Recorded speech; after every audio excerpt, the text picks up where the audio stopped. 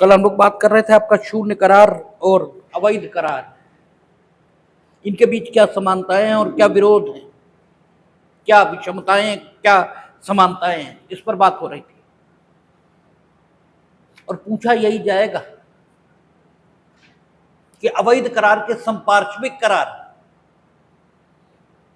इन्हें परिवर्तित कराया जा सकता है या नहीं, और शून्य करार के संपार्श्विक करार वे परिवर्तित हो सकते हैं या नहीं। तो कल आपसे कहा गया था कि अवैध करार के संपार्श्विक करार परिवर्तित नहीं होंगे, वे शून्य होते हैं। जो अवैध करार का संपार्श्विक होगा वो शून्य होगा, और जो शून्य करार का संपार्श्विक होगा वो परिवर्तित होगा, क्योंकि शून्य करार अवैध हो ये जरूरी नहीं है, और अवैध करार आवश्यक रूप से शून्य होगा। और ये हम नहीं कह रहे बिल्कुल। धारा 23 विधि विरुद्ध करारों यानी अवैध करारों को परिभाषित कर रही है, और धारा 23 में जो लास्ट लाइन लिखी हुई है वो कह रही है कि प्रत्येक करार जिसका उद्देश्य या प्रतिफल विधि विरुद्ध है वो अवैध करार है, और ऐसा हर करार जिसका प्रतिफल और उद्देश्य विधि विरुद्ध है शून्य है। हम कुछ भी नहीं कह रहे, और कानून की दुनिया में हम कुछ कहें तो मेरी कोई औकात भी नहीं, और मेरी नहीं, कानून की दुनिया में किसी की कोई औकात। जो बेयर कह रहा है बस वही सबसे ठीक बात है। तो बेयर खुद कहता है कि विधि विरुद्ध करार शून्य है, वो विधि विरुद्ध तो है ही, यानी अवैध तो है ही, उसके साथ साथ शून्य भी है। और जहां तक शून्य करारों की बात है तो वो धारा 25 से लेकर 30 तक दिए गए, और वहां सिर्फ इतना ही कहा कि अमुक करार शून्य है, ये नहीं कहा कि विधि विरुद्ध है। Meaning thereby there is a difference between illegal contact and void contact. Illegal contact आवश्यक रूप से शून्य है, लेकिन शून्य कॉन्टेक्ट तो हो ही नहीं सकता। वॉइड एग्रीमेंट, जो शून्य करार है वो आवश्यक तौर पर अवैध हो, कतई जरूरी नहीं। और इसी आधार पर दोनों में भेद किया जाता है, और कभी कभी मेंस में लॉन्ग यानी विस्तृत उत्तरीय प्रश्न के रूप में ये पूछ देते हैं कि अवैध करार और शून्य करार, क्या इनके बीच कोई अंतर है, और यदि हां तो क्या। और तब आपको कुछ भी नहीं आता है, लिखने के नाम पर आप बिल्कुल जीरो रहते हैं। और जरा अपने अपने दिलों पर हाथ रख लीजिए कि इससे पहले अगर कहा जाता तो क्या लिखते। ठीक है, आप कुछ भी नहीं लिख सकते। तो अवैध करार और शून्य करार, इसके बीच जो अंतर है वो बेयर के आधार पर तो है ही है, साथ ही साथ संपार्श्विक करारों को लेकर भी दोनों के बीच फर्क है। और हमने कल कहा था कि संपार्श्विक का अर्थ होता है जो मूल के अधीन है, उसे संपार्श्विक कहते हैं। हमने कहा कि चोरी हम करेंगे, और चोरी का माल आप 2 महीने रखेंगे, और उसके एवज में हम इतने रुपए आपको देंगे। और यदि आप पकड़ गए तो कचहरी से लेकर जेल तक का जो खर्च है वो भी हम देंगे, क्योंकि चोरी का माल रखना ये भी अपराध है। आपने ये सब किया और हमने कुछ भी नहीं दिया, तो मूल करार तो चोरी का माल रखना है, ठीक है।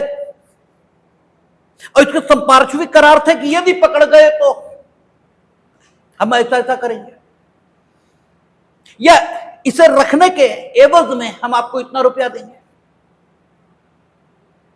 तो अवैध करार के संपार्श्विक सब कुछ शून्य है। अवैध करार के संपार्श्विक कुछ भी वैध नहीं। लेकिन जहां तक शून्य करारों की बात है तो शून्य करार के संपार्श्विक जो करार है वो वैध है और उसे प्रवर्तित कराया जा सकेगा। कल हमने जुए का उदाहरण देकर आपको समझाया था कि जुआ खेलने के लिए आपने उधार दिया, विधि विरुद्ध है, शून्य है, आप वापस नहीं पा सकते। लेकिन जिसने जुआ खेला, हार गया और जीते हुए जुआरी को देने के लिए उसके पास पैसे नहीं थे, तो जीते हुए जुआरी का पेमेंट करने के लिए यदि आपने उसे उधार दिया है, तो आपका जो उधार है ये जिस करार के अधीन दिया गया, ये शून्य करार का संपार्श्विक होते हुए भी पूरी तरह वैध है और इसको लागू कराया जा सकता है। इस करार को वैध माना जाएगा।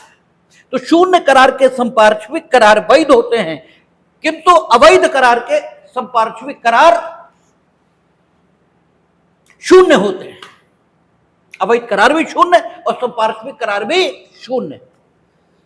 शून्य करार का संपार्श्विक करार वैध, केवल जो करार है वो शून्य है। ठीक है, तो दोनों में एक अंतर। फिर कल हमने कहा था कि अवैध करारों के कुछ अपवाद स्वीकार हुए, यानी करार तो अवैध है किंतु फिर भी वहां एक्सेप्शनल सिचुएशन मानी गई है और उस एक्सेप्शनल सिचुएशन में करार को प्रवर्तित कराया गया है। ठीक है, कब कब ऐसा हुआ तो आपको कल कहा गया था कि, या यूं कहें कि कल जो कुछ कहा गया था उससे एक स्थिति उभर रही थी कि जो करार हुआ पक्षकारों के बीच वो विधि विरुद्ध होने के कारण शून्य था, लेकिन वो निष्पादित होता, निष्पादित किया जाता इससे पहले ही करार के एक पक्षकार को अपनी सोच पर खेद होने लगा, अपनी सोच पर शर्मिंदगी आने लगी और वो करार से बाहर आया। तो करार के अधीन उसने जो प्रतिफल की धनराशि या पैसा दूसरे पक्षकार को दे दिया था, वो दूसरे पक्षकार से अपना पैसा वापस पाने का अधिकारी माना गया। जैसे कपट करने के लिए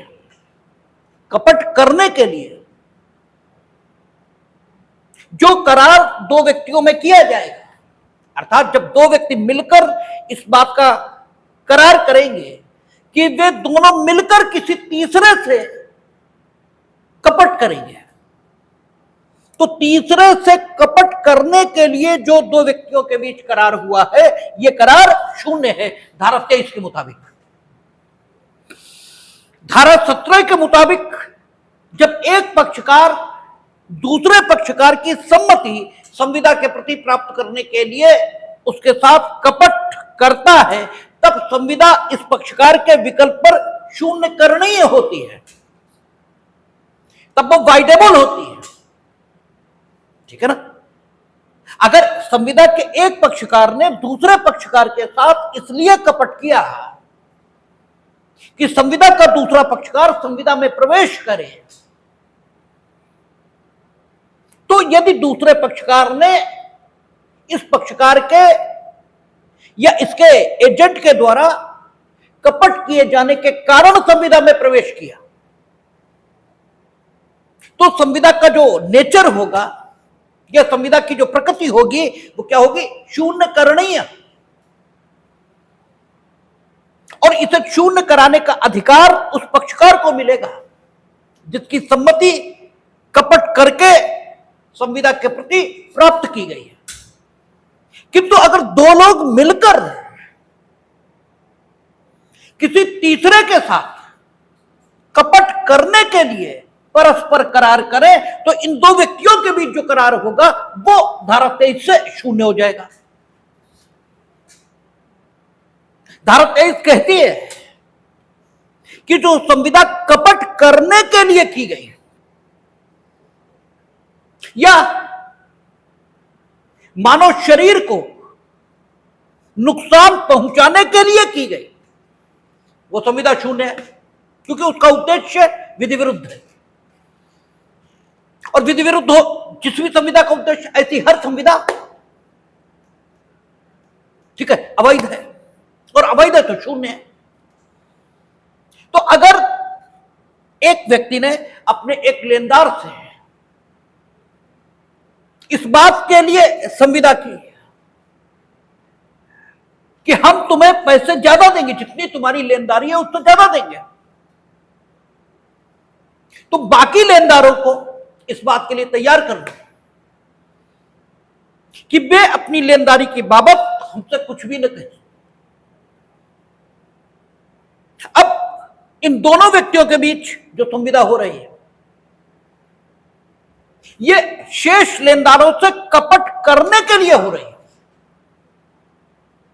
इसने इस लेनदार से यह तय किया कि तुम मेरी आर्थिक स्थिति का ऐसा चित्र खींचो, ऐसा मार्मिक, कि बाकी लेनदार हमसे पैसा ना मांगे। तो ये कपट करने के लिए संविदा हुई है, और जो कपट करने के लिए संविदा हुई तो इन दोनों के बीच जो ये संविदा हो रही है ये कहती है ये शून्य है, ठीक है। और किससे? धारा 23 के प्रभाव से शून्य है। और इस लेनदार ने कहा भाई पहले तो हमारे पैसे दे दो, फिर हम बाकी लेनदारों से बात करेंगे। इसने पैसे दे दिए। अब ये लेनदार बाकी लेनदारों से बात करता इससे पहले ही इस ऋणी के मन में पश्चाताप आ गया कि वो लेनदार हम पर इतना विश्वास करते हैं और हम उनके साथ ऐसा कपट कर रहे हैं, ये ठीक नहीं है। तो संविदा निष्पादित होती, वो संविदा जो अवैध होने के कारण शून्य थी और दो व्यक्तियों के बीच की गई थी, अन्य व्यक्तियों से कपट करने के लिए की गई थी, वो संविदा निष्पादित होती, अर्थात उस संविदा में जो काम किया जाना था वो किया जाता, इससे पहले ही उस संविदा के दोनों पक्षकारों में से एक को पश्चाताप होने लगा, उसमें गिल्टी कॉन्शियस ये आ गया। तो कानून कहता है कि भले ही इन दोनों पक्षकारों के मध्य धारा 23 के मुताबिक विधि विरुद्ध संविदा जानबूझकर किए जाने के कारण, ठीक है, संविदा आरंभ से शून्य थी, और जब संविदा आरंभ से शून्य होती है और दोनों पक्षकार जानते बूझते शून्य संविदा करते हैं, शून्य संविदा तो नहीं होती, शून्य करार करते हैं, तो उस करार के अंतर्गत जो कुछ लिया और दिया जाएगा वो वापस नहीं होगा, ठीक है, वो वापस नहीं होगा। ये कहा मोरी बीबी बनाम धर्मोदास घोष में भी यही स्थिति है, ठीक है ना, वो वापस नहीं हो सकता, क्योंकि धारा 65 भी क्या कहती थी जब मोरी बीबी धर्मोदास घोष के साथ डिस्कस कर रहे थे कि करार के शून्य होने का पता चले या संविदा शून्य हो जाए। तो यहां करार के शून्य होने का पता नहीं चल रहा, बल्कि तुम शून्य करार कर रहे हो। धारा 23 के मुताबिक कपट करने के लिए तुम करार कर रहे हो, तो तुम शून्य करार कर रहे हो, तुम्हें शून्य करार के शून्य होने का पता चला है, यह स्थिति नहीं है। तो ये ठीक है कि यहां आरंभ से दोनों पक्षकारों ने शून्य करार किया था, और वो शून्य करार शून्य इसलिए था क्योंकि वो विधि विरुद्ध था, लेकिन फिर भी यहां पर अपवाद स्वीकार किया गया है न्यायालयों के द्वारा, और उन्होंने कहा है कि अगर विधि विरुद्ध करार किया गया है और करार के अंतर्गत जो काम किया जाना था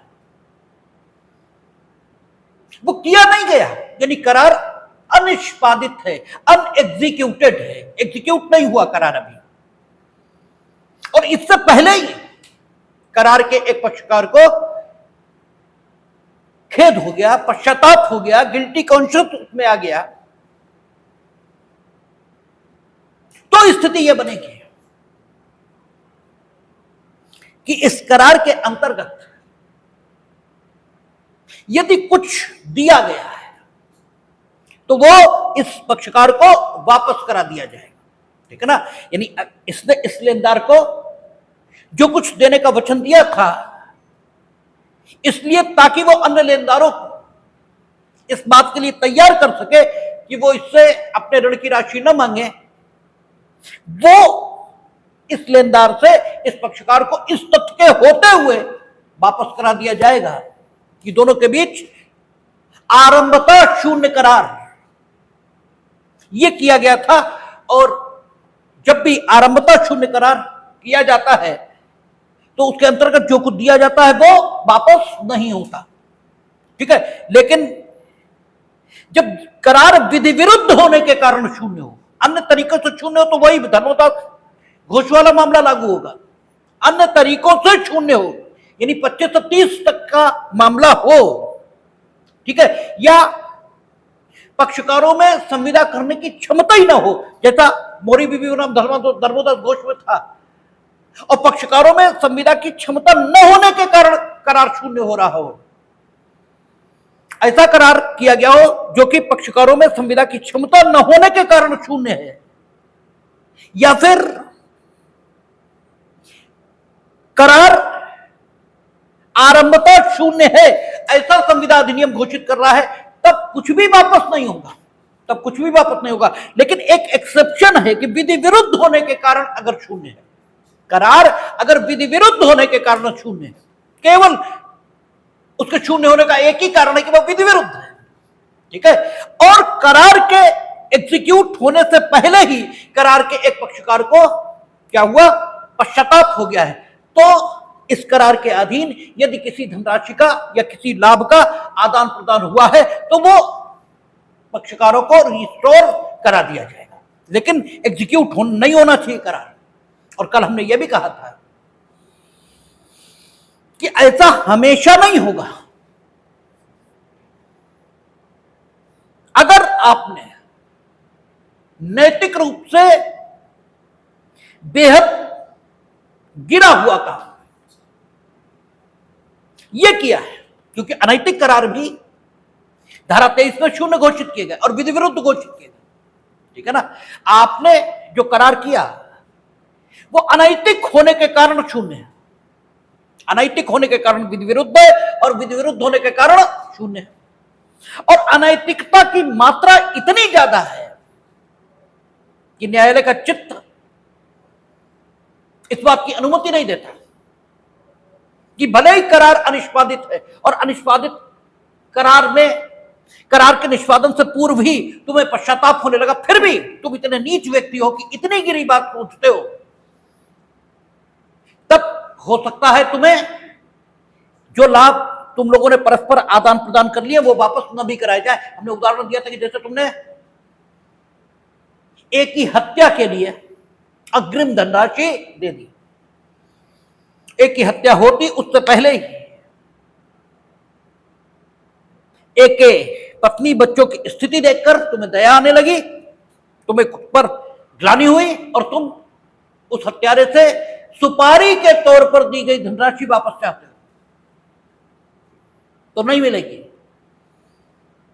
ठीक है। ये श्रेणी निर्धारित है, न्यायालयों तक गया ये मसला, उन्होंने कहा नहीं मिलेगी, क्योंकि इसमें नैतिक अधमता की मात्रा इतनी ज्यादा है। ये अनैतिक होने के कारण छोटी मोटी अनैतिकता नहीं है। आप किसी आदमी को मार डालने के लिए दे रहे थे और अब वापस कराया जाए तो तुम्हें पश्चाताप हो भी गया तो भी ये ठीक स्थिति नहीं, यानी विधि विरुद्ध करार जो कि आवश्यक तौर पर शून्य है, इनमें करार के अनिष्पादित रहने की दशा में, अनएग्जीक्यूटेड रहने की दशा में सामान्य तौर पर यदि करार के निष्पादन से पूर्व करार के पक्षकार को आत्मग्लानि हो तो जो लाभों का आदान प्रदान है वो वापस भी हो सकता है, ठीक है। तो आप देखें शून्य करार से यह फर्क आ रहा है। शून्य करार हो, ठीक है, आरंभता शून्य हो अर्थात 25 से 30 तक की स्थिति के कारण शून्य हो, या पक्षकारों में संविदा की क्षमता न होने के कारण शून्य हो, तो कुछ भी वापस नहीं होगा। धर्मोदास भी घोष वाले मामले में कुछ भी वापस नहीं हुआ, ठीक है ना। मोहरी बीबी बनाम धर्मदास घोष में कुछ भी वापस नहीं हुआ, क्योंकि वहां करार अवैधता के कारण शून्य नहीं था, पक्षकारों में करार की क्षमता न होने के कारण शून्य था, ठीक है ना। क्योंकि धारा 11 बताती है संविदा सक्षम कौन, तो कहता है कि वो व्यक्ति जिसने उस विधि के अनुसार जिसके अधीन वो है पूर्ण वय यदि प्राप्त कर लिया तो वो सक्षम, या वो व्यक्ति जो स्वसचित है, यानी विकृत और अवयस्क ये करार नहीं कर सकते। और धर्मोदास घोष करार के समय अवयस्क था, इसलिए वो करार हुआ ही नहीं था, और जो हुआ ही नहीं था तो उसे पॉजिटिवली कहेंगे कैसे, यही कहेंगे कि करार शून्य करार हुआ था। तो अगर करार अवैध होता और एक पक्षकार को करार के निष्पादन से पूर्व पश्चाताप होता तो हो सकता एग्जीक्यूट भी, तो हो सकता वापस भी हो गया होता, लेकिन करार चूंकि सामर्थ्य के अभाव के कारण शून्य था पक्षकारों में, इसलिए वापस कुछ भी नहीं हुआ। इस तरह देखें तो यहां पर अवैध करार करना ज्यादा फायदेमंद दिख रहा है। वहां तो निष्पादन हुआ या नहीं हुआ इससे मतलब ही नहीं, कुछ भी नहीं मिलेगा। यहां निष्पादन से पूर्व अगर पश्चाताप हो तो एक संभावना है, हां अधमता बहुत ज्यादा हो तो बात अलग है। संपार्श्विक करारों की इस क्षेत्र में देखें तो वे करार जो अभिव्यक्त रूप से शून्य है, ठीक है, उनकी स्थिति अच्छी दिखाई देती है। उनकी स्थिति फिर भी अच्छी नहीं दिखाई देती जो सामर्थ्य के अभाव के कारण शून्य हो गए, उनकी स्थिति फिर भी अच्छी नहीं दिखाई देती, उसमें कुछ वापस नहीं होगा। लेकिन जो अभिव्यक्तता शून्य घोषित किए गए अर्थात 25 से 30 तक, ठीक है, उन शून्य करारों का संपार्श्विक करार हो तो चीजें वापस हो सकती हैं। लाभों का आदान प्रदान जो हुआ है वो वापस हो सकता है, संपार्श्विक करार, ठीक है। जैसे जुआ खेले और जुआ की में हार गए तो जुआरी को आपने इसलिए पैसे दिए कि वो जीते हुए जुआरी की क्षतिपूर्ति कर सके, क्षतिपूर्ति तो न कहे, उसकी जो धनराशि है वो अदा कर सके, तो इस जुआरी से आप अपनी उधार की धनराशि वसूल सकते। यहां पर वो करार जो अभिव्यक्त रूप से शून्य घोषित किए गए वो ज्यादा ठीक दिखाई दे रहा है। ऐसे ही अगर विधि विरुद्ध करार हुआ है, विधि विरुद्ध यानी अवैध करार हुआ है और पक्षकार बराबर की स्थिति में नहीं है, ठीक है, पक्षकार बराबर की स्थिति में नहीं है, तो भी न्यायालय कमजोर पक्षकार की सहायता करता है विधि विरुद्ध करार होने के बावजूद। जैसे होता क्या है, विधि विरुद्ध करार कब होता है, वो थोड़ी पक्षकार कब बराबर की स्थिति में नहीं होते। कई बार कानून कुछ लोगों के पक्ष में कुछ लोगों को कमजोर मानता है, इसलिए उनके पक्ष में वो प्रतिबंध लगा देता है कि ये लोग इस प्रकार का करार नहीं करेंगे, क्योंकि वो उन्हें कमजोर मानता है। कानून कमजोर मानता है एससी एसटी को, तो उन्होंने कह दिया ये अपनी खेती योग्य भूमि बेचने के लिए कोई संविदा नहीं करेंगे, करेंगे तो शून्य, ठीक है। जैसे बहुत समय तक जम्मू कश्मीर में रहा, जब तक 370 रही कि जम्मू कश्मीर का कोई निवासी अपनी प्रॉपर्टी जम्मू कश्मीर के बाहर के आदमी को बेचने के लिए कोई संविदा उससे नहीं करेगा,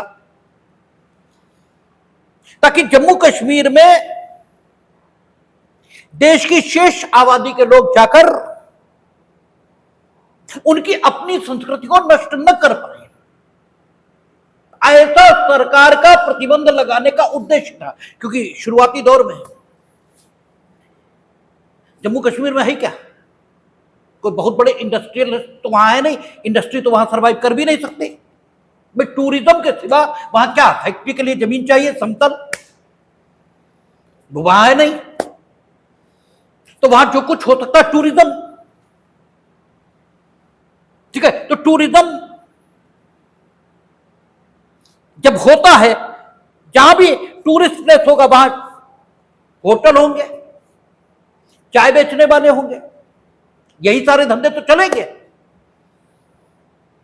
तो जब जम्मू कश्मीर भारत में विलय होना था तो उनका कहना यह था कि भाई शेष भारत के बड़े बड़े लोग आ जाएंगे, हमारी सब चीजें खरीद लेंगे, फिर हम तो यहां अल्पसंख्यक हो जाएंगे। तो उनकी बात सोचकर ऐसा कह दिया गया था कि ठीक है भाई यहां, लेकिन उसका उन्होंने बेजा लाभ उठाया, उन्होंने आतंकवाद वहां खूब ये किया। तो अब समाप्त कर दिया कि अब जो चाहे जमीन खरीदे वो, ठीक है ना। तो कुछ लोगों को सरकार कमजोर मानती है, सरकार यानी कानून, सरकार नहीं है कानून, और उनके पक्ष में विशेष उपबंध उन लोगों के फायदे को देखते हुए, हालांकि देखने में प्रतिबंध नकारात्मक लगते हैं, जैसे बच्चे को जबरदस्ती पकड़ के दवाई पिला दी उसकी इच्छा के विरुद्ध, तो देखने में यह लग रहा है कि हमने उसकी इच्छा के विरुद्ध, लेकिन उसके भले के लिए। तो ऐसा कई बार होता है, और आपने ऐसे ही व्यक्ति से संविदा कर लिया, ठीक है, ऐसे ही व्यक्ति से आपने संविदा की है जिसके पक्ष में विशेष संरक्षणात्मक उपबंध यानी प्रोटेक्टिव प्रोविजंस कानून में निर्मित है, क्योंकि कानून उस व्यक्ति को कमजोर मानता है। आपने एक एससी से इस प्रकार की संविदा कर ली, ट्रांसफर ऑफ प्रॉपर्टी की, कि वो आपके पक्ष में अपनी भूमिका अंतरण करे, कृषि योग्य, आप इस संविदा को प्रवर्तित कराना चाहें नहीं होंगी, ठीक है, ये नहीं हो सकती, ठीक है, क्योंकि विशेष संरक्षण कानून के द्वारा उस व्यक्ति को मिला है। यह विधि विरुद्ध है, विधि विरुद्ध है, लेकिन फिर भी यहां जो विधि विरुद्ध करार हुआ है उसके लिए जो जिम्मेदार उपबंध है वो उपबंध संबंधित व्यक्ति की सुरक्षा और संरक्षा इसके लिए बने थे, इसलिए करार शून्य है, करार शून्य है, नो डाउट। लेकिन फिर भी यह व्यक्ति जिसे संरक्षण दिया गया था कानून के माध्यम से, इसने किसी को कुछ दे दिया है, तो इसे वो वापस प्राप्त करने का हक रहेगा, ठीक है ना। यह अपवाद स्वीकार किया है, क्योंकि इसके विशेष रूप से संरक्षण के लिए ही वो कानून बना था, जिस कानून के कारण यह संविदा विधि विरुद्ध हो रही है वो कानून इस व्यक्ति की विशेष स्थिति के कारण इसे संरक्षण देने के उद्देश्य से बनाया गया था। इसलिए नो डाउट इस विधि के विरोध में इस व्यक्ति ने संविदा कर ली, तो संविदा तो शून्य, संविदा शून्य मीनिंग करार तो शून्य है, लेकिन इस करार के अंतर्गत इस व्यक्ति को अगर कोई नुकसान हो रहा है, अर्थात इसने किसी को कुछ दे रखा है, तो वो इसे वापस प्राप्त करने का हक रहेगा। या करार में दूसरे को तुमने अपने कपट का प्रयोग करके या अपनी वैश्वासिक स्थिति का दुरुपयोग करके उसे करार में शामिल कर लिया है,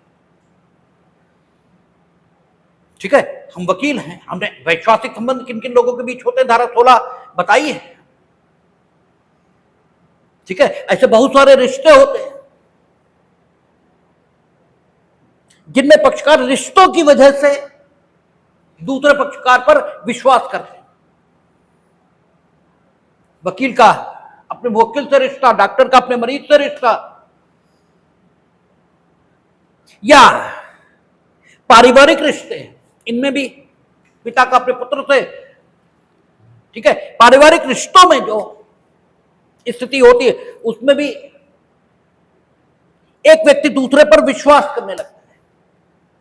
तो किसी ने अपनी वैश्वासिक स्थिति का दुरुपयोग करके किसी को संविदा में प्रवेश कराया है।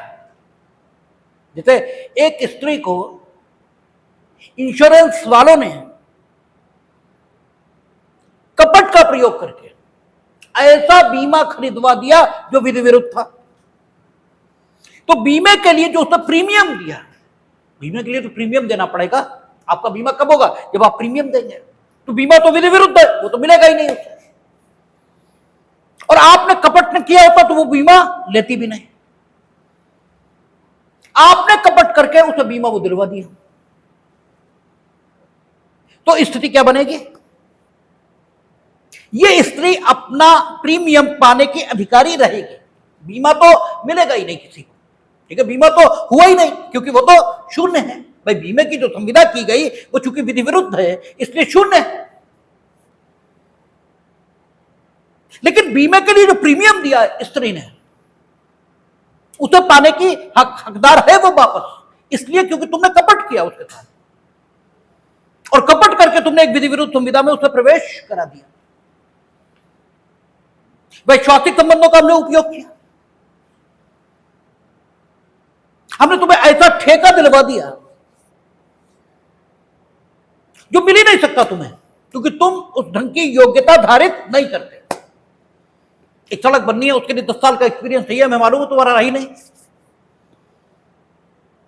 और हमने तुम्हें हमारे वैश्वासिक संबंधों में हो तुम, ठीक है ना, तुम हम पे विश्वास करते हो। हमने कहा ले लो, तुमने ले लिया। तुमने मतलब ले लिया मीनिंग देखो मिलेगा तो है ही नहीं। उसे लेने के लिए जो आवश्यक टेंडर वगैरह थे उनमें जो पैसा खर्च हुआ वो तुमने कर दिया, जो सिक्योरिटी मनी वगैरह जमा करनी थी वो तुमने जमा कर दी। मिलना तो है ही नहीं, लेकिन चूंकि हमने अपनी वैश्वासिक स्थिति का दुरुपयोग किया इसलिए हमसे वो सारी चीज वापस पाने का हक आपको रहेगा। तो करार जो अवैध होने के कारण शून्य है, उनमें अपवादिक दशाओं में पक्षकारों की स्थिति बेहतर है। उन स्थितियों से जहां करार आरंभता शून्य है वहां केवल संपार्श्विक करारों की स्थिति में पक्षकारों की स्थिति तो ठीक है, अदरवाइज मोरी बीवी बनाम धर्मदास घोष में आप देखिए चुके कुछ नहीं मिलेगा। ठीक है, लेकिन यहां ऐसा नहीं होगा। मेंटेनेंस, चेम्फर्टी, 2 करार हमने आपको बताए थे।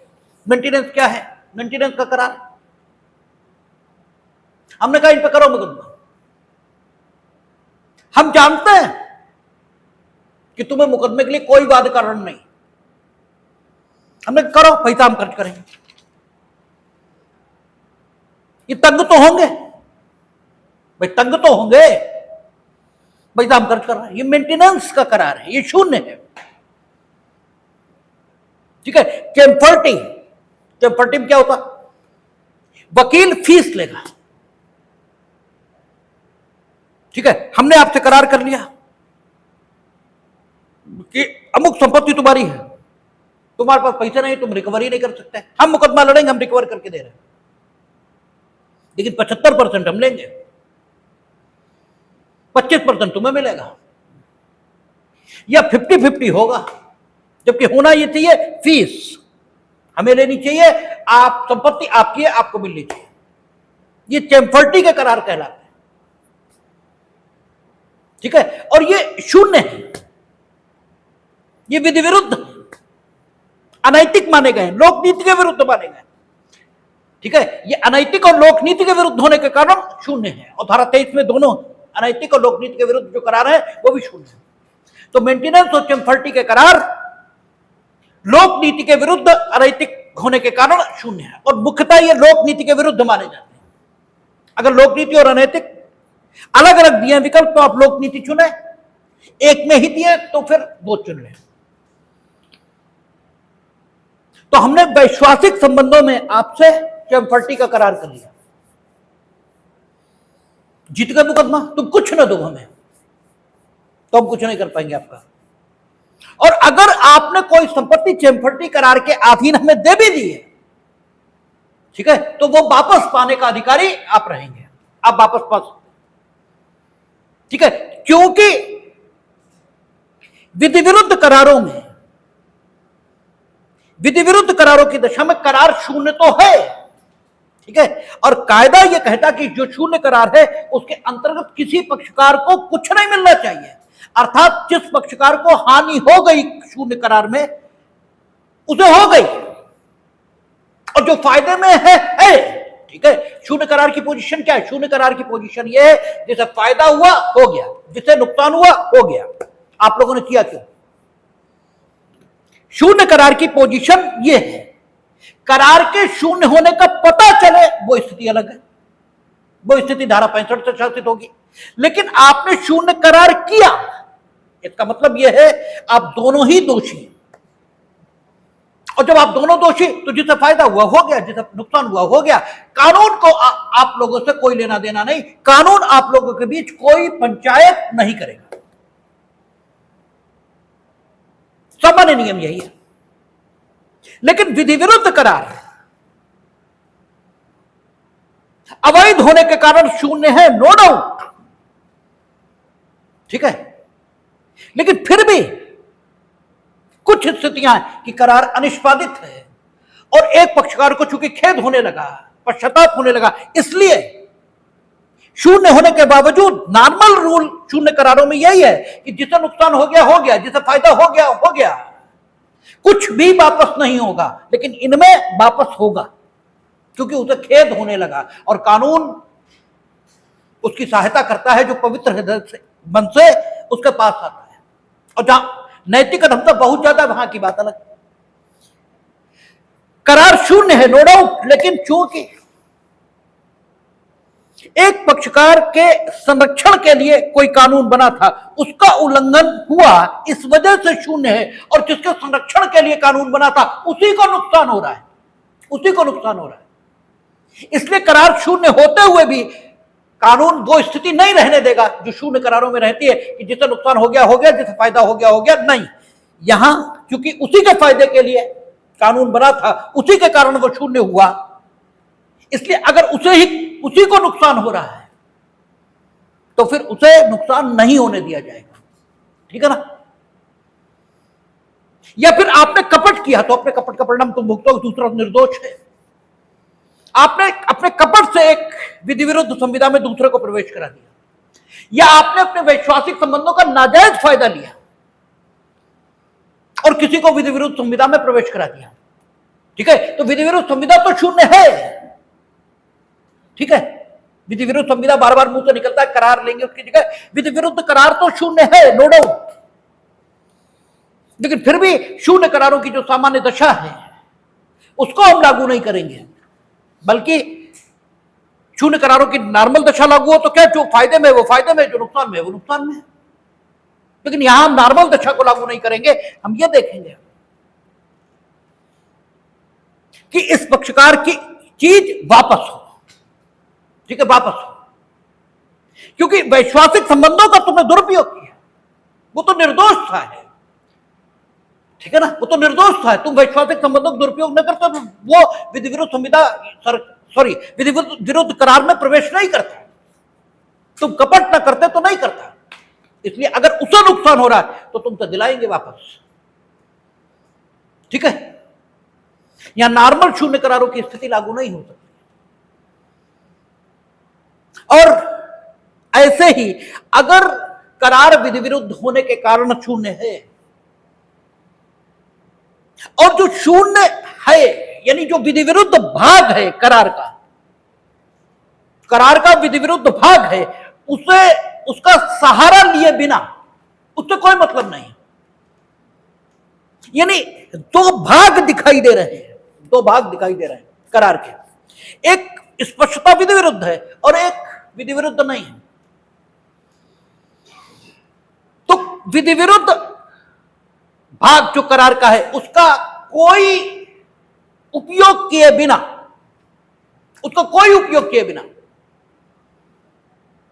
अगर शेष करार को लागू कराया जा सकता है तो भी करार विधि विरुद्ध होने के कारण शून्य होने के बावजूद करार को लागू करा दिया जाएगा। एक व्यक्ति ने इनकम टैक्स से बचने के लिए अपनी संपत्ति दूसरे को ट्रांसफर कर दी और उससे करार कर लिया कि बाद में तुम हमें ये संपत्ति वापस कर देना। करों से बचने के लिए, टैक्सेस से बचने के लिए। बाद में इनने कह दिया अब तो हम वापस ही नहीं करेंगे, तो इस करार को लागू कराया गया, क्योंकि टैक्स से बचने के लिए, अरे भाई टैक्स से बचने के लिए टैक्स विद पेनाल्टी वसूला जा सकता है, ठीक है। टैक्स तो विद पेनाल्टी, जब हम बता रहे हैं हमने टैक्स से बचने के लिए की थी, और हमने साबित कर दिया कि हमने टैक्स से बचने के लिए इन्हें ट्रांसफर किया था, तो टैक्स में तो विद पेनाल्टी ले लो। भाई आपने जो टैक्सिंग लॉ बनाए हैं उसमें आपने यही तो बताया, जो टैक्स की चोरी करेगा उससे हम इतनी पेनाल्टी लेंगे, नॉर्मल टैक्स पेयर से इतने %, और तुमने चोरी की इसलिए इस पर जुर्माना लगाएंगे, तो हम देने को तैयार, ले, ठीक है। तो विधि विरुद्ध भाग का कोई सहारा लिए बिना, यद्यपि यह विधि विरुद्ध उद्देश्य से किया गया था, करार शून्य है, ठीक है, करार शून्य है। भाई काहे के लिए किया गया था? टैक्स की चोरी करने के लिए, तो विधि विरुद्ध हो गया ना। हमने प्रॉपर्टी ट्रांसफर क्यों की थी? चोरी करने के लिए टैक्स की। तो जिस करार के अधीन हमने प्रॉपर्टी ट्रांसफर की वो तो शून्य हो गया धारा 23 के प्रभाव से, ठीक है ना। और जब धारा 23 के प्रभाव से वो शून्य हो गया तो नुकसान जिसका है उसके पास रहे, फायदा जिसे है उसके पास रहे, मकान उसके पास रहना चाहिए। लेकिन कानून किसी को अनड्यू फायदे उठाने की अनुमति नहीं देता। यहां ये ज्यादा स्मार्ट बनना है, और तुम भी तो तुम उसकी संपत्ति ले लोगे, तो ठीक, अगर वो टैक्स चुका देगा विद पेनाल्टी तो तुम्हें इसका कोई फायदा नहीं लेने दिया जाएगा, कि क्योंकि करार जो संपत्ति ट्रांसफर करने के लिए हुआ था वो विधि विरुद्ध उद्देश्य के कारण शून्य है, इसलिए साहब शून्य करार के अंतर्गत जो कुछ दिया और लिया गया वो वापस नहीं हो सकता। जो नॉर्मल रूल शून्य करारों के संबंध में है वो यहां लागू नहीं होता। ऐसे ही एक बार क्या हुआ, जहाज का, ठीक है, जहाज जो इंश्योर्ड कराया गया, जहाज जो इंश्योर्ड कराया गया उसे कम कीमत का दिखा दिया, ठीक, कम कीमत का, ताकि प्रीमियम नहीं, सॉरी, जहाज ज्यादा क्षमता का था, जहाज ज्यादा क्षमता का था। अब कुछ सरकार ने पॉलिसी बना रखी थी कि एक्सपोर्ट इंपोर्ट में इतनी क्षमता के जहाज लगेंगे, इतनी क्षमता के जहाज नहीं लगेंगे, तो इन्होंने जहाज की क्षमता कम दिखा दी, यानी छोटा दिखा दिया, और उसके बाद इंश्योरेंस कराया, जहाज का इंश्योरेंस क्लेम हुआ। तो जहाज कंपनी ने यह कहा कि इन्होंने जहाज की क्षमता के बारे में झूठ बोला सरकार से, इसलिए जहाज की क्षमता कम दिखाई गई, जबकि एक्चुअल जहाज बड़ा है, ठीक है। इसलिए मेरे साथ भी कपट हुआ। भाई ये सही स्थिति बताएंगे ना हमें, जहाज कितना बड़ा है उसके हिसाब से हम इंश्योरेंस करेंगे। इन्होंने मेरे साथ भी कपट किया, इसलिए हम इन्हें जहाज का बीमे का 1 भी रुपया नहीं देंगे। कोर्ट ने कहा कि ये बताओ इनने जहाज कितनी क्षमता का दिखाया, छोड़ो इस बात को, जितनी भी क्षमता का दिखाया उतने का प्रीमियम तुम्हें दिया या नहीं दिया? अरे भाई हमने 50,000 की मोटरसाइकिल दिखाई, 2 लाख की थी, तुम्हें प्रीमियम तो 50,000 रुपए मिला कि 20,000 रुपए मिला? और अगर 50,000 रुपए प्रीमियम मिला तो 50,000 का बीमा दो, तुम तो 2 लाख का तो नहीं मांगा जा रहा, तुम 50,000 का दो, ठीक है। तो जो कोर्ट है वो एक युक्ति संगत बात करता है। तो अगर जो करार का विधि विरुद्ध भाग है उसका कोई सहारा लिए बिना, ठीक है, भाई टैक्स चोरी हमने की उसका मतलब क्या है? तुमने संपत्ति ली ना, तुम संपत्ति वापस करो, जो विधि विरुद्ध भाग था वो ठीक कर लिया जाएगा, ठीक है। ऐसे ही विभाजन, ये दोनों में लागू होता है, यानी जो शून्य करार है, यह जो विधि विरुद्ध होने के कारण शून्य है, अगर उसे ठीक करार से अलग किया जा सकता है, यानी करार में कई बातें हैं और उनमें विधि विरुद्ध भाग अलग हटाया जा सकता है, तो विधि विरुद्ध भाग अलग हटा देंगे, या करार जिस कारण से शून्य हो रहा है उतना भाग अलग हटा करके अगर करार का पालन हो सकता होगा तो करा दिया जाएगा। ठीक है, तो अवैध करार और शून्य करार, इनके बीच कुछ भिन्नताएं हैं और कुछ समानताएं हैं, तो ये आपसे पूछी जाती है, तो वो आपके सामने हमने रखी। अब इसके बाद धारा 31, ठीक है, यानी अब शुरू होगा अध्याय 3, कहता समाश्रित संविदाओं के विषय में। और इसमें सबसे पहला सवाल जो आपसे पूछा जाता है, प्री में बड़ा लोकप्रिय, जाने कब से आ रहा है और जाने कब तक आएगा। सभी जीवन बीमा की संविदाएं समाश्रित नहीं है, और बस यही समझ में नहीं आता है। जब आप एलएलबी करते हैं तो समाश्रित संविदा, सबसे पहले तो यही समझ लें, समाश्रित जैसा नाम से पता लगता है कंटिंजेंट कॉन्टेक्ट। ठीक है, आपका कहता है कि कंटिंजेंट कॉन्टेक्ट समाश्रित, इसका मतलब संविदा ये जो यहां पर वर्णित होगी ये किसी चीज पर आश्रित है। ठीक है ना, समाश्रित का मतलब क्या हो गया, किसी पर आश्रित है। और जब डेफिनेशन पढ़ते हैं, पढ़ेंगे देखेंगे, तो वो कहेगा कि समाश्रित संविदा वो है जिसका पालन किसी अनिश्चित घटना के घटित होने पर किया जाना हो। यही पंद्यम के तौर की संविदा थी, लेकिन वहां अनिश्चित घटना के घटित होने पर संविदा का पालन होना हो, यही नहीं था, वहां अन्य चीजें भी थी। वहां क्या था कि अनिश्चित घटना के घटित होने पर संविदा का पालन तो किया जाना था, नो डाउट वो संविदा घटित करना किसी भी पक्षकार के बस में नहीं था, ये भी सही है। लेकिन पंद्यम के तौर की संविदाओं में आपको बताया गया था कि पक्षकारों का जीत और हार के अतिरिक्त अन्य कोई हित नहीं होता। ठीक है, और उसी समय हमने ये बताया था कि जबकि समाश्रित संविदाओं में, जैसे बीमे की संविदा, ठीक है, उसमें जीत और हार पक्षकारों का ये हित नहीं होता, बल्कि पक्षकारों के उस हित की सुरक्षा के लिए संविदा की जाती है। ठीक है, जिस हित का बीमा किया जाता है, आपने घर का बीमा कराया, ठीक है ना, घर का बीमा कराया, तो घर का बीमा कराने के लिए जो बीमे की संविदा आपने की कि अगर घर जल जाएगा तो हम इतने पैसे देंगे, उस पैसे को प्राप्त करने में आपकी रुचि नहीं है।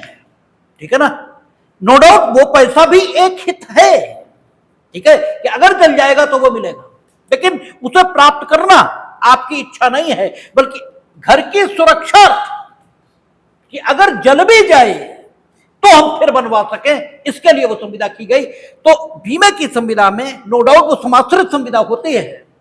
ठीक है, बीमे की संविदा भी समाश्रित है और पंद्यम के तौर की संविदा भी कुछ हद तक समाश्रित दिखती है तो नहीं, ठीक है ना, दिखती है, लेकिन दोनों में बेसिक फर्क ये है कि पंद्यम के तौर की संविदा में पक्षकारों का जो हित होता है वो सिर्फ जीत और हार में है। ठीक है, कि संविदा पंद्यम के तौर की जो की गई वो जिस घटना के घटित होने पर लागू होनी है, वो घटना मेरे बताए अनुसार घटित हो जाए, ताकि पंद्यम के तौर की संविदा में जिस वस्तु धनराशि अथवा इनाम को लेकर पंद्यम किया गया है वो हमें मिल जाए, इस बात को छोड़कर पक्षकारों का अन्य कोई हित उस संविदा में नहीं होता। ठीक है, बात समझ में आ रही है। जबकि समाश्रित संविदा नो डाउट वो भी अनिश्चित घटना के घटित होने पर लागू होनी है, लेकिन वहां पक्षकारों की रुचि जीत या हार में नहीं होती, वहां कोई अन्य हित होता है। तुम एलएलबी पास हो जाओ तो ये देंगे, तो उसे प्राप्त करने के लिए आप एलएलबी पास करेंगे, नो डाउट, लेकिन एलएलबी पास करने में भी आपका हित है। ठीक है, तो सिर्फ जीत और हार यह हित नहीं होता पक्षकारों का, समाजशास्त्री संविदाओं में अन्य हित भी होते हैं। ठीक है, और समाजशास्त्री संविदा पंदेम के तौर की संविदा की तरह ही अनिश्चित घटना के घटित होने पर लागू होने को आशयित होती है, इसीलिए उसे समाश्रित नाम दिया जाता है। ठीक है, समाश्रित संविदा, कंटिजेंट कॉन्ट्रैक्ट। तो जब बीमे की संविदा आप देखेंगे तो समाश्रित संविदा है, और आपको से यही पूछा जाता है कि क्या सभी बीमे की संविधाएं समाश्रित हैं, और अगर आपने उत्तर दिया हां तो गलत, तो गलत। वो पूछेगा अग्नि बीमा, इसके लिए जो संविदा कराई गई है वो कैसी है, समाश्रित, ये समाश्रित है। अब वो पूछेगा जीवन बीमा के लिए जो संविदा कराई गई क्या वो समाश्रित है, नहीं है। क्यों? इसलिए नहीं है क्योंकि जीवन समाप्त होना ये निश्चित है, वो कब समाप्त होगा ये तय नहीं है, लेकिन घटना का घटित होना तय है, निश्चित है। ठीक है ना, समाश्रित संविदा वो नहीं है जो एक निश्चित समय पर घटने वाली घटना, ठीक है, उसके घटित होने पर आधारित हो। यानी सरल शब्दों में कहें तो समाश्रित संविदा का संबंध अनिश्चित घटना से है, घटना के संबंध से, घटना के समय से उसका कोई संबंध नहीं। ठीक है, समाश्रित संविदा का पालन किसी घटना के घटित होने के समय पर आश्रित नहीं है। समाश्रित संविदाओं का संबंध घटनाओं के समय से नहीं है, अनिश्चित घटना से है। ठीक है, जो अनिश्चित घटना के घटित होने पर लागू कराए जाने को आशयित हो वो है समाश्रित। ठीक है, और जीवन बीमा, ठीक है, मृत्यु अगर व्यक्ति की होगी तो लागू कराया जाएगा। ठीक है ना, और मृत्यु अटल सत्य है, वो तो होना ही है, वो अनिश्चित घटना नहीं है, तो वो समाश्रित संविदा के विरोध में जाती है। समाश्रित संविदा की डेफिनेशन का जो इसेंस है कि it can be, it may be performed, इसका निष्पादन केवल अनिश्चित घटना के घटित होने पर ही करवाया जा सकता है। इस लाइन के विरोध में है जीवन बीमा की संविदा, क्योंकि जीवन इसका समाप्त होना बिल्कुल निश्चित, बिल्कुल निश्चित। यह अलग बात है, जीवन बीमा क्या होता है, इस 20 साल में अगर जीवन समाप्त हो गया, ठीक है, वहां अनिश्चित घटना पर नहीं, घटना के घटित होने का जो समय है उस पर आधारित वो संविदा है।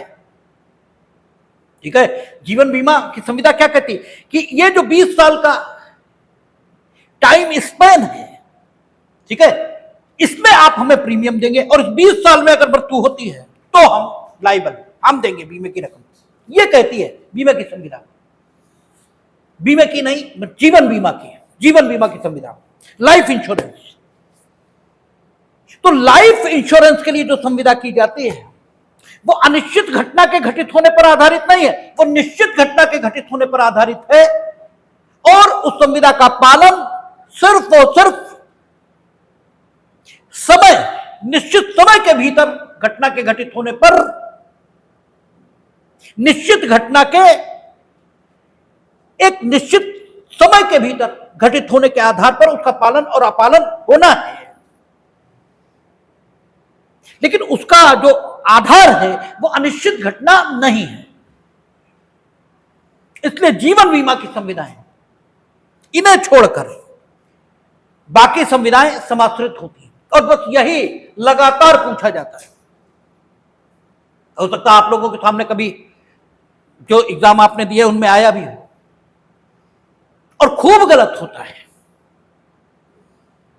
जब तक हमने एलएलबी की तब तक तो मेरी समझ में नहीं आया। जब ट्रांसफर ऑफ प्रॉपर्टी एक्ट में निहित हित पढ़ा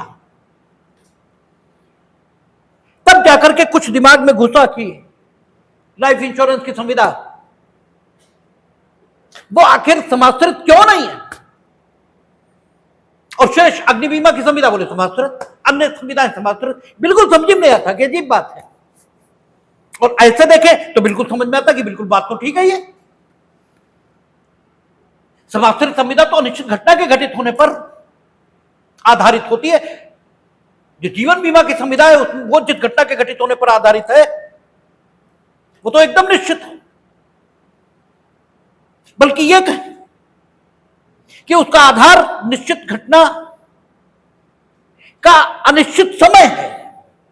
ठीक है, घटना तो निश्चित ही है, और समाश्रित संविदा में घटना ही अनिश्चित होनी चाहिए। आग लगने पर आपके मकान में हम इतने पैसे देंगे तो आग जरूरी थोड़े लगी जाएगी, यह अनिश्चित है। ठीक है ना। तो समाश्रित संविदा ऐसी संविदा है जो अनिश्चित घटना के घटित होने पर आधारित है। देखें 31 कहती है समाश्रित संविदा वह संविदा है जो ऐसी संविदा से संपार्श्विक किसी घटना के घटित होने या न होने पर ही किसी बात को करने या न करने के लिए हो। ऐसी संविदा से संपार्श्विक, संपार्श्विक का मतलब क्या है, जो मूल से जुड़ा हुआ है। ठीक है, तो समाश्रित संविदा कौन सी है? संविदा मूल है। ठीक है, संविदा मूल है, लेकिन उसको लागू कब होना है? उससे जुड़ी हुई घटना, उससे जुड़ी हुई जो अनिश्चित घटना है, उससे जुड़ी हुई जो अनिश्चित घटना है, उस घटना के घटित होने पर या न होने पर उस संविदा को लागू होना है। कहता है कि समाश्रित संविदा वह संविदा है जो ऐसी संविदा से संपार्श्विक किसी घटना के घटित होने या न होने पर ही किसी बात को करने या न करने के लिए, ठीक है, हो। एलएलबी पास हो जाओगे तो ये देंगे। ठीक है, ये भी हो सकती है कि एलएलबी फेल, एलएलबी पास नहीं हुए तो तुमसे ये ले लेंगे, ऐसे भी हो सकता है। ठीक है, तो मूल संविदा क्या है? ये देंगे। ठीक है, और ये देंगे या ये लेंगे, ये संपार्श्विक घटना एलएलबी के पास होने पर आधारित है। तो कहता है समाश्रित संविदा वो संविदा है जो संविदा से संपार्श्विक किसी घटना के घटित होने या न होने पर कुछ करने या न करने के लिए की गई हो, है ना, उसे समाश्रित संविदा कहते हैं। आगे उदाहरण दे रहा है, कहता खासे का संविदा करता है कि यदि काका ग्रह जल जाए तो वह खा को 10,000 रुपए देगा। यह समाश्रित संविदा है। ठीक है, संविदा क्या है कि घर के लिए 10,000 रुपए देगा, ये संविदा है। संपार्श्विक इससे क्या कि यदि जल जाए तो चूंकि ये संविदा से संपार्श्विक किसी घटना के घटित होने या न होने, ठीक है, घटित हो या न हो, उस पर कुछ करने या न करने के लिए आश्रित संविदा समाश्रित होती है, ऐसा बताया। और यहां संविदा घर जलने की घटना पर कुछ करने के लिए है। भाई कहता घर जल जाए तो 10,000 रुपए देंगे। तो ये घटना कैसे हुई? समाश्रित घटना करे। ये संविदा कैसे हुई? समाश्रित। तो समाश्रित संविदा आपसे जब भी पूछी जाएगी तो इस रूप में इतनी सीधी नहीं पूछते। ये अग्नि बीमा और जीवन बीमा इसी के आधार पर पूछी जाती है। शेष चर्चा संविधाओं के संबंध में हम लोग सोमवार में करेंगे, देखेंगे।